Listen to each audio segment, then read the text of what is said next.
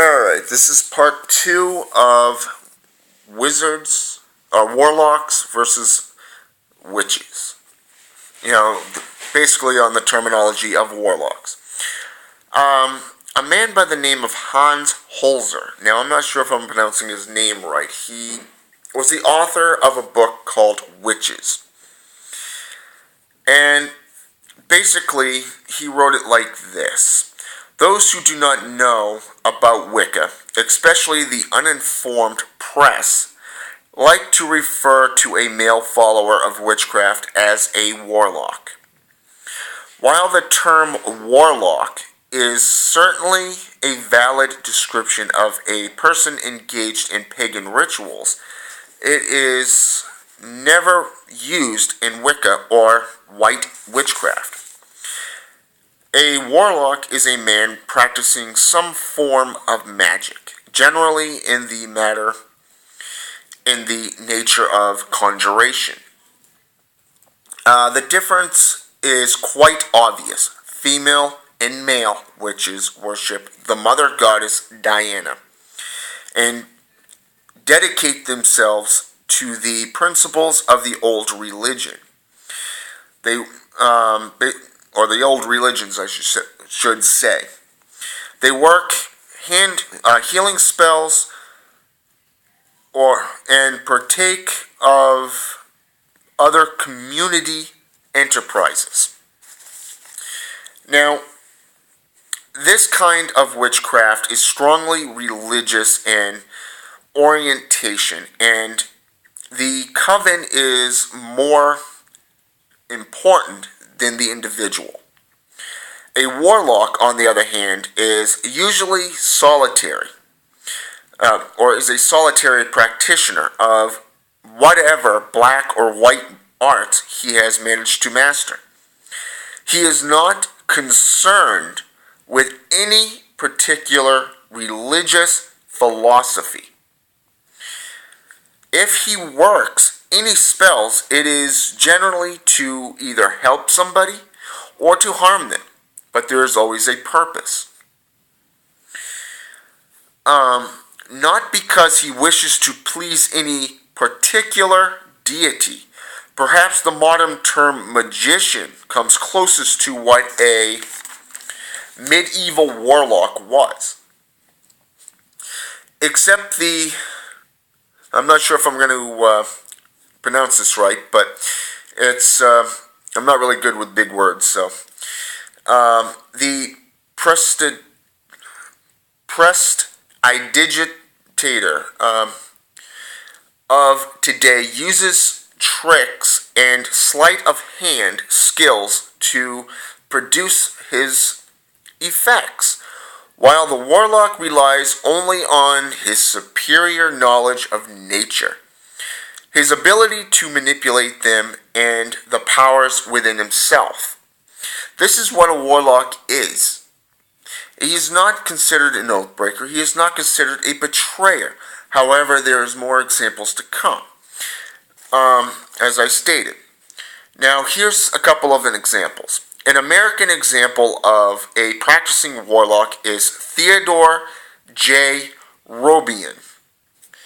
When he was in his 30s, he had been a practitioner of his craft for 7 years. He was living in Westborough, Massachusetts. He explains that he was the 7th son of the 7th son, as was his grandfather before him. He attaches great significance on this fact. Furthermore, 2 of his great-great-great-grandfathers were executed in France and Canada for practicing witchcraft. He considered himself a kind of hereditary warlock. In early life, he became obsessed with the study of the occult. He grew up across the street from a cemetery in a little house in Worcester, Mass. He played amongst the graves the way other kids played in the streets. He explains that he is mainly self-educated because he was always too preoccupied with what the other side of the grave, to worry about formal education.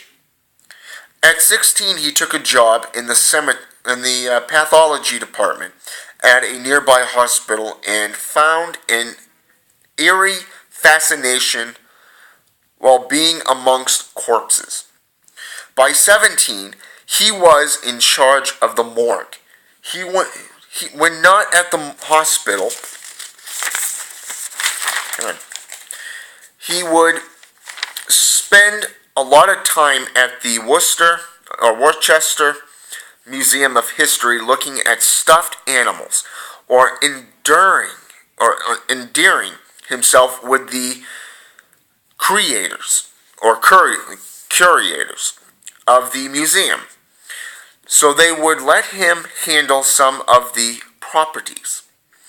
Like Skills, he said it never occurred to him that his preoccupation with death was anything but natural.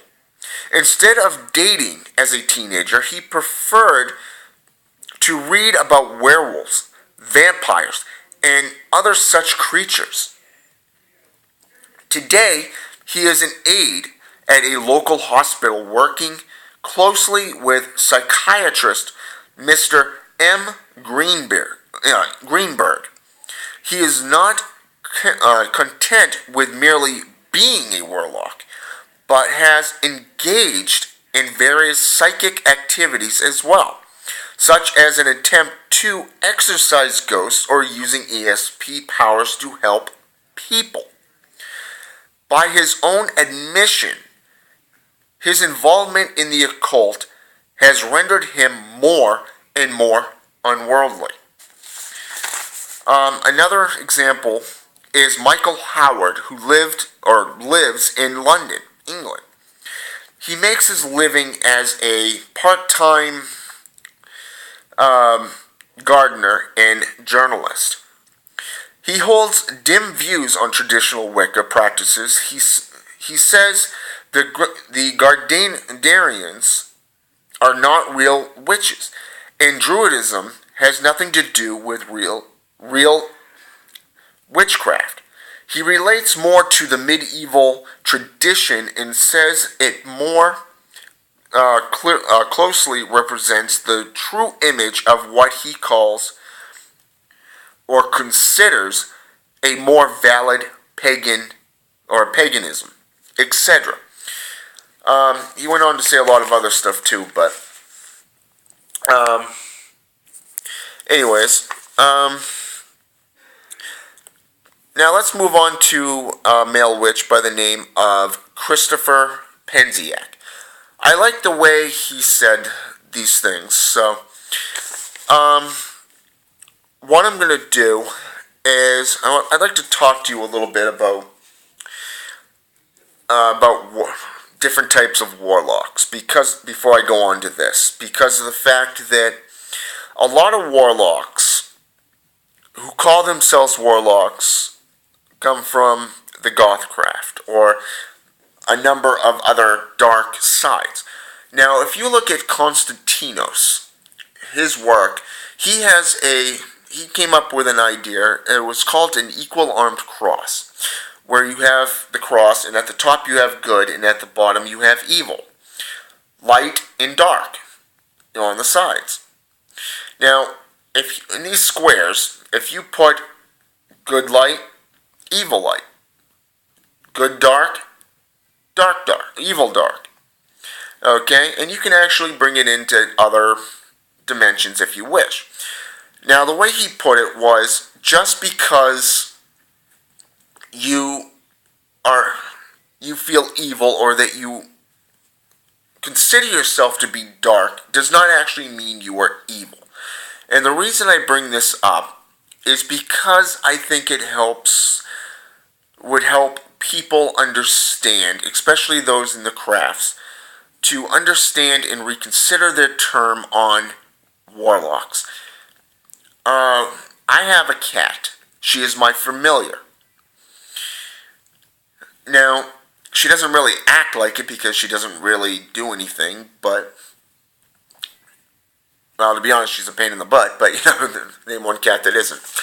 But anyways, what I'm saying is that yes, you can be evil. Yes, you can have these thoughts of whatever.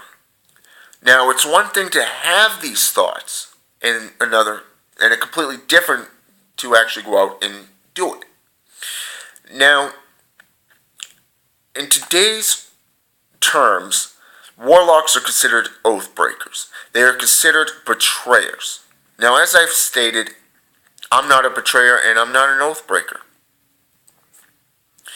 I may be a solitary warlock, a male practitioner, but I also associate with pagans. My brother and his wife are high priest, and well, she's actually kind of a high priest and priestess in training. But I hang out with pagans. Back when I was in Maine, I hung out with the Pagan Pride Association, the Temple of the Feminine Divine. And personally, compared to what I'm used to ritual-wise, it's very dulled down. Namely because they have children there. But it's also a matter of respecting the rules and the boundaries. It doesn't matter if you're a warlock, witch, wizard, Satanist, mage, magus, whatever. There are rules and everything, and we all apply them to what we do. Now, as I've read so far, you've seen the history. You've seen what has come and why it's come. Now I'd like to take it from a different angle in a different video, which is going to be the third video. And this is going to be on Christopher Penziak, his point of view on warlocks and witches and stuff. So with that said, let's get to it.